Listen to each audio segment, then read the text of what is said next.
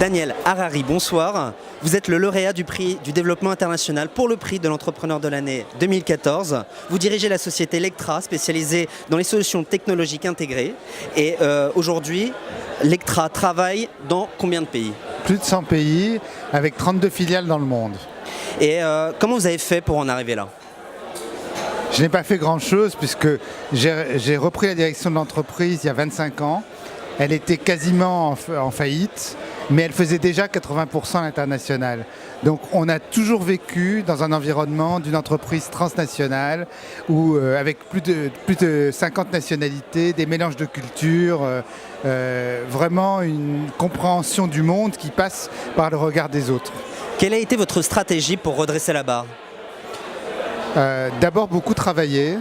Je crois qu'il n'y a pas de secret, il faut mobiliser les énergies.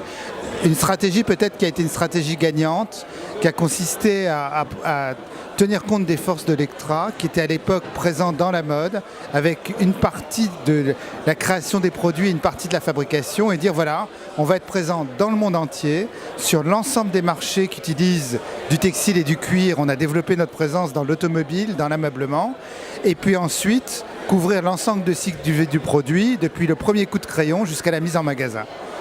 Demain, quels sont les enjeux de Lectra pour qu'il continue à se développer à ce rythme-là?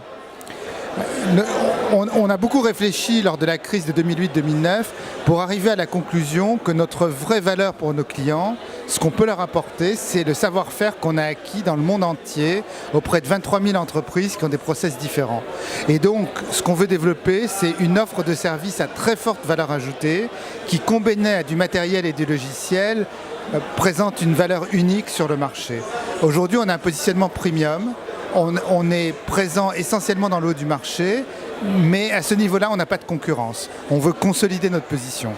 Daniel Harari, encore bravo. Je le rappelle, vous venez de remporter le prix du développement international pour la région Sud-Ouest dans le cadre du prix de l'entrepreneur de l'année édition 2014, un événement co-organisé par EY et le groupe L'Express. Bravo et à bientôt. Merci.